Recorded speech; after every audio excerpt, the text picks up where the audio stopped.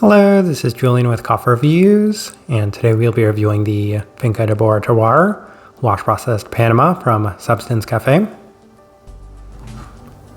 there's the bag right there.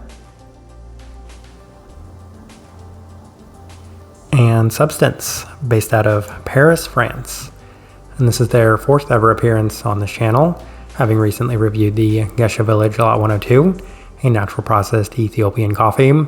And when deciding on the final coffee to pick up from Substance, I was left with a very difficult decision between this coffee and the Firestone, which are both, of course, washed Panamanian Geshas, and are also the two coffees that I was most interested in reviewing from this coffee roaster. But the determining factor was the fact that I was already in the process of reviewing a Firestone coffee from a different coffee roaster, and the other reason being that I very much like the idea of reviewing just one Deborah Terroir a year. Last year having reviewed it from Finca Circular, and I thought I would really like to review it this year just from Substance. So it'll definitely be interesting to see how this coffee turned out, as this right here is day 58.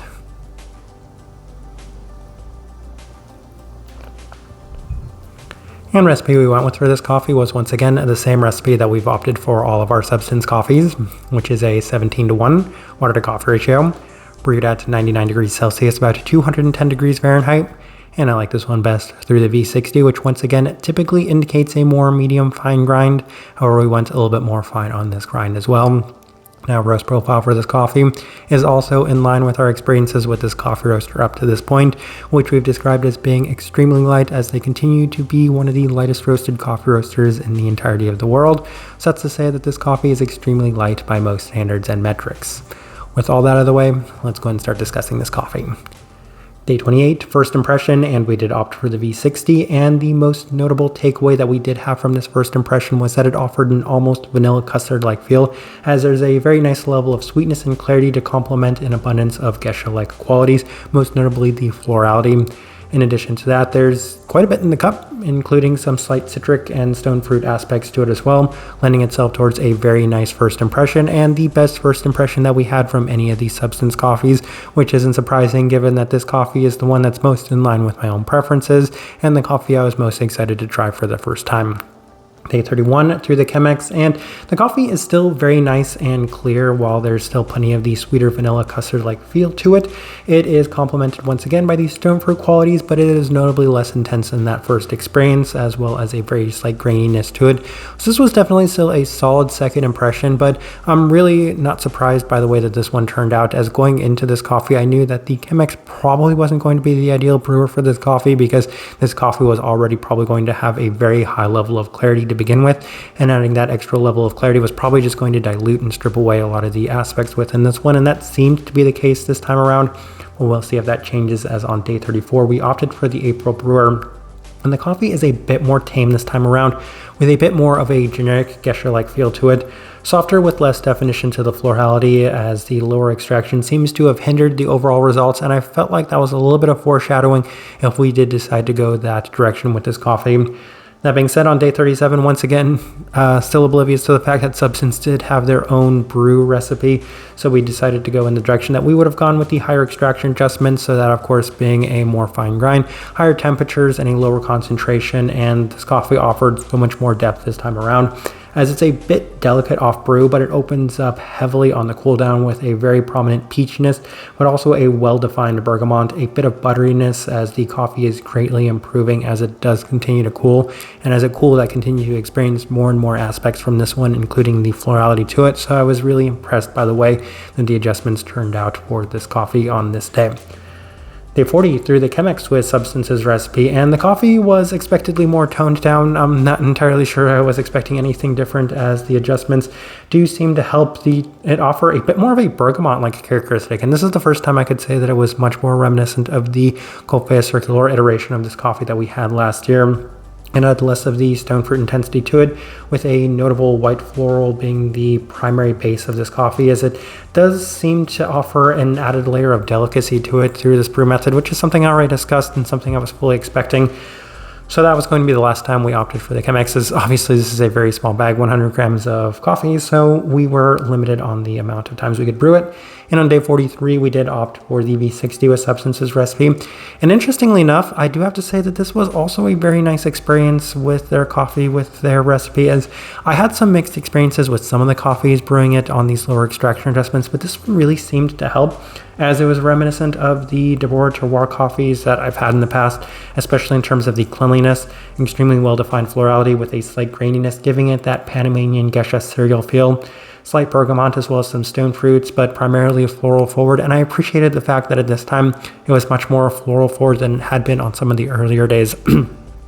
Day 46, final notes we do have through the V60 with the higher extraction adjustments, and it's a lovely day. Truth be told, I feel like you can't go wrong the way you brew this coffee through the V60, as we seem to get positive results with lower extraction, higher extraction, and the standard extraction adjustments that we did have for this coffee, offering an abundance of clarity and a bit more intensity, the most intensity that we've experienced from this coffee up to this point, mostly focused on the vanilla and jasmine-like florals, with a fruit component primarily focused on the bergamot and a mix of sweeter stone fruits.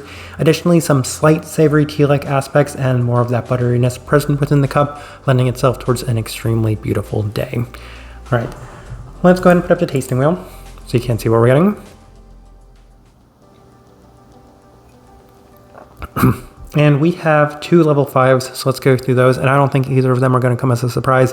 Cleanliness, level 5. And it didn't need any sort of adjustments or any changes, tinkering whatsoever. This was always going to be an extremely clean coffee. I mean, this is Deborah Terroir. It is a very clean coffee to begin with, and it's no surprise whatsoever that it did score that level 5. I feel like it really didn't need anything at all. Some of the adjustments we made was just kind of keeping it the same at that level 5 mark. It was just the true definition of a level 5 in terms of the cleanliness.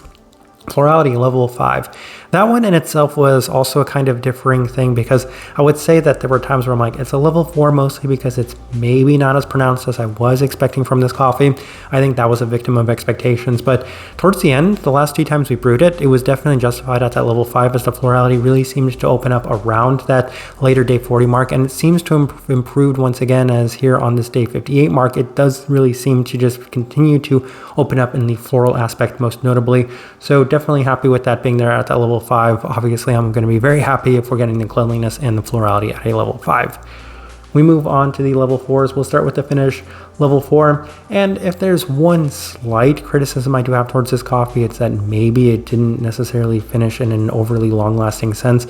It does have plenty of depth to it in that aspect. You're getting a fair bit of the citric qualities, a fair bit of the stone fruit qualities, and a little bit of those tea-like qualities. But even then, I was hoping that this would linger a little bit more, mostly because I just really enjoyed the overall experience within the finish of this coffee itself. Sweetness, level 4. Maybe not necessarily quite as sweet as the Geisha Village Lot 102, so probably the second sweetest coffee that we did have from Substance. But once again, I kind of get the impression that it's probably not the most important trait for this coffee roaster, as it definitely had a fair bit of sweetness to it, and that really seemed to help, given that this coffee had such a beautiful profile to begin with, that it just added extra layers and extra enjoyment for me within this one. So I'm very happy with it being there at that level 4. I fully expected it to be at that level 4 mark, so it's very much in line with those expectations. We move on to the citrus fruit, level 4, and that is very much the expectations that you would have for a geisha coffee, especially this one. And this time I identified it a bit more with that bergamot-like quality, and that for me was probably the most persistent quality within that citric tone to this one. So definitely happy with that being there at that level 4. We move on to the stone fruit, also there at that level 4, and I experienced a fair bit of peachiness, probably a bit more than I might have expected for this coffee going into it, and it was, I would say, also maybe a slight apricot-like aspect to it. There's plenty of stone fruit qualities within this one, so that's always going to help my experience with this coffee, given that I'm a big fan of stone fruits, especially within Panamanian geishas. We move on to a couple of level 3s. We will start with the acidity level 3. And once again, I'm kind of surprised that this one didn't necessarily score as high, but I don't think that that was necessarily the main focus of this coffee. I feel like the cleanliness was the big focus of this coffee specifically. So level 3, probably in line with where this coffee was always supposed to finish.